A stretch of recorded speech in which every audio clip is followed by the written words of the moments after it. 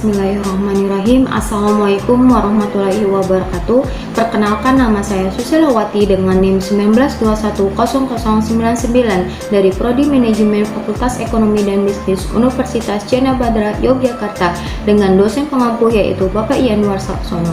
Di sini saya ingin memaparkan atau menjelaskan mengenai tugas dari UTS Perekonomian Indonesia tentang materi yang sudah kita bahas dari bab 1 sampai bab 7, yaitu mari kita simak.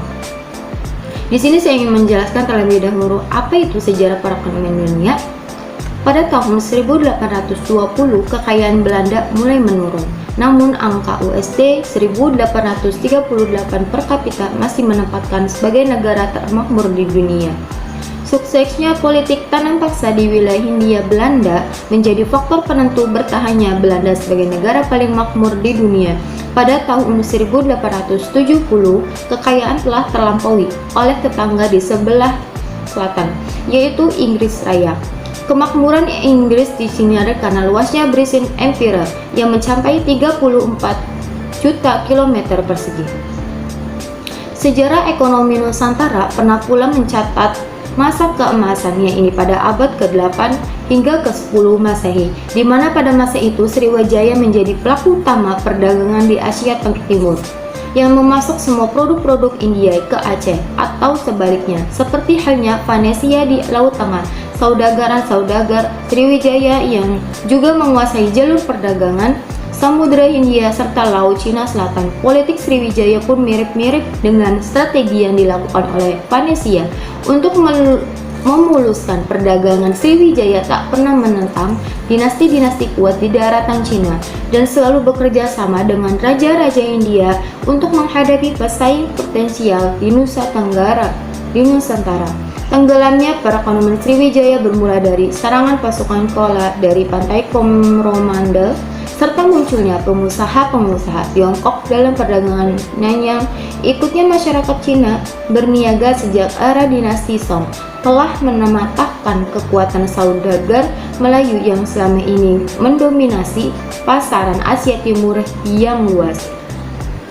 Pada abad ke-17, Kesultanan Aceh muncul sebagai negara paling makmur di Nusantara. Kekuatan mengikuti Sriwijaya dan Melayu yang mengandalkan penguasaan atas jalur perdagangan vital Selat Malaka yang dipajak kapal-kapal yang melintasi Selat Aceh menjelma menjadi kerajaan paling kaya. Selain itu, penanaman lada besar-besaran di sepanjang pantai barat Sumatera juga menjadi sumber pemasukan Aceh.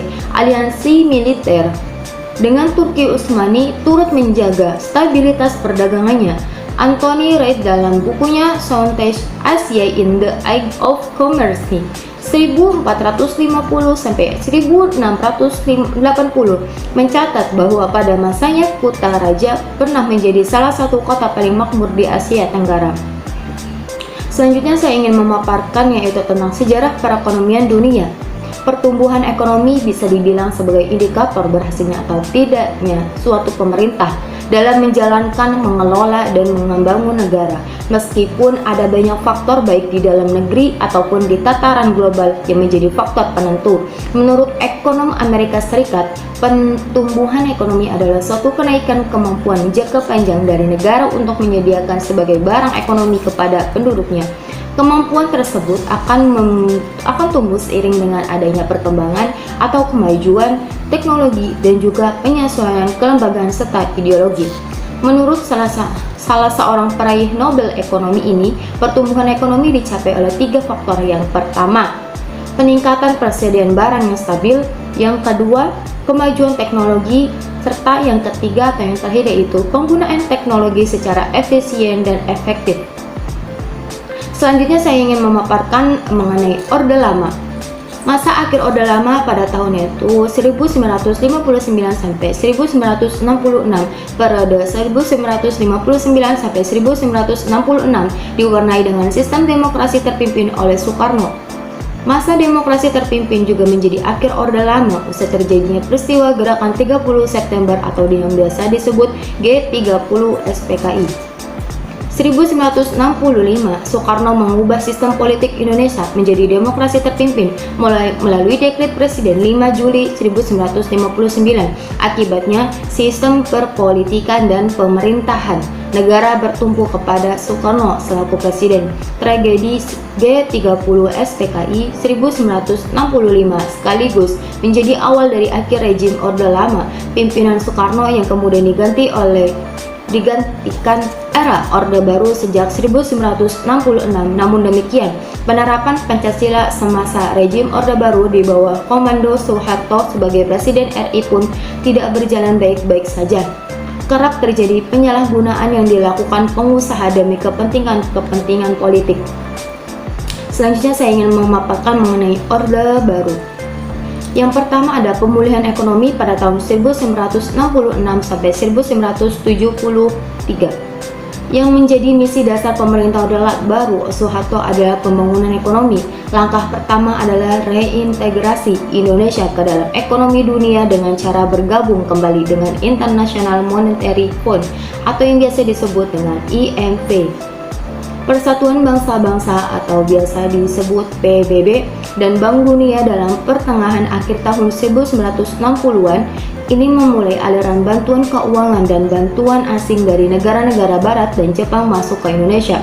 Yang kedua yaitu pertumbuhan ekonomi cepat dan intervensi pemerintah yang makin kuat pada tahun 1974 sampai 1982, yaitu sampai tahun 1982 pertumbuhan ekonomi tahunan yang cepat di atas minimum 5%. Dijaga, fakta lain juga terpenting adalah Indonesia diuntungkan secara signifikan dari dua oil bomb yang terjadi di tahun 1970-an.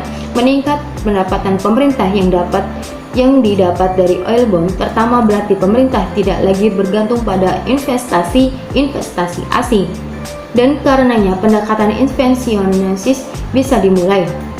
Yang ketiga ada pertumbuhan ekonomi didorong ekspor dan deregulasi pada tahun 1983 sampai 1983 sampai 1996. Pada awal 1950-an harga minyak mulai jatuh lagi dari reposisi mata uang dari tahun 1985. Menambah hutang luar negeri Indonesia, pemerintah harus melakukan usaha-usaha baru untuk memulihkan stabilitas makroekonomi. Pemerintah meningkatkan tindakan-tindakan untuk mendukung pertumbuhan yang didorong oleh ekspor seperti pembebasan bea cukai impor dan pengulangan devaluasi rupiah. Perubahan kebijakan ini dikombinasi dengan paket deregulasi di tahun 1990-an juga mempengaruhi investasi asing di Indonesia. Investasi asing yang berorientasi pada ekspor disambut secara khusus. Lanjutan dari Orde Lama atau lanjutan dari yang tadi, sektor lain yang juga terpengaruh oleh tindakan-tindakan deregulasi yang mendalam adalah sektor keuangan Indonesia. Bank-bank swasta baru diizinkan untuk didirikan. Bank-bank yang sudah ada bisa membuka cabang-cabang di seluruh negeri dan bank-bank asing bebas beroperasi di luar Jakarta. Reformasi finansial ini kemudian akan menjadi masalah yang memperkuat krisis di Indonesia pada akhir tahun 1990-an. Sekarang kita akan membahas mengenai era reformasi pada masa pemerintahan dari setiap presiden.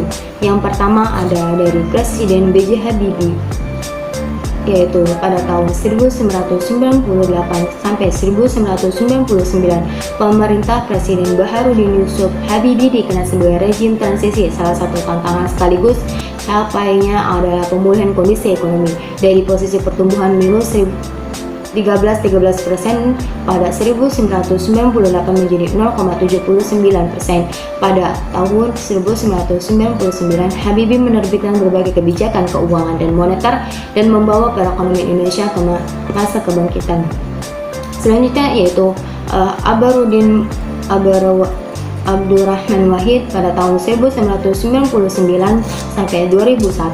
Abdurrahman Wahid alias Gus Dur meneruskan perjuangan Habibie mendongkrak pertumbuhan ekonomi pasca krisis, yaitu pada tahun 1998 secara perlahan ekonomi Indonesia tumbuh menjadi 4,92% pada tahun 2000 Gustur menerapkan kebijakan desentralisasi fiskal dan otonom daerah. Pemerintah membagi dana secara berimbang antara pusat dan daerah. Kemudian, pemerintah juga menerapkan pajak dan retribusi daerah. Selanjutnya itu ada pada masa kepengurusan Megawati Soekarno Putri pada tahun 2001 sampai 2004, yaitu pada masa pemerintahan Megawati pertumbuhan ekonomi Indonesia secara bertahap terus meningkat dari tahun ke tahun. Pada 2002 pertumbuhan Indonesia mencapai 4,5% dari 3,64% pada tahun sebelumnya. Kemudian pada tahun 2003 ekonomi pertumbuhan menjadi 4,78%. Di akhir pemerintahan Megawati pada tahun 2004 ekonomi Indonesia tumbuh menjadi 5,3%.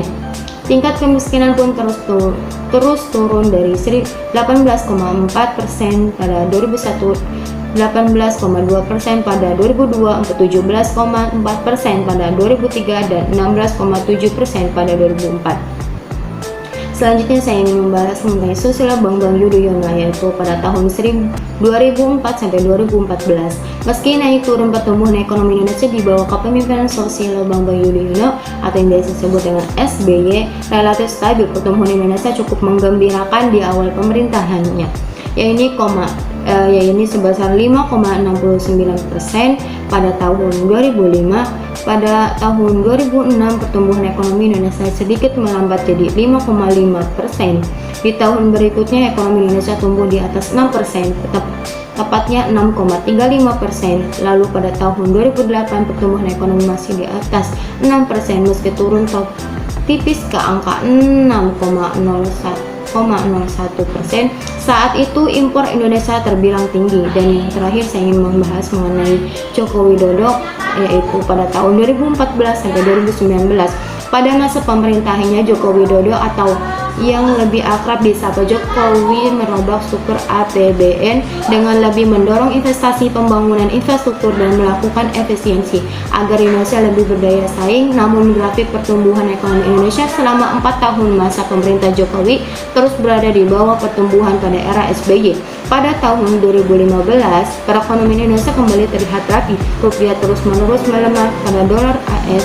Saat ini ekonomi Indonesia tumbuh menjadi 4,88%. Defisit semakin melebar karena impor kita cenderung naik atau ekspor kita yang cenderung turun. Cukup sekian pemaparan dari saya, kurang lebihnya mohon maaf. Wabillahi taufiq wal hidayah. Wassalamualaikum warahmatullahi wabarakatuh. Terima kasih, semoga ilmu bisa bermanfaat.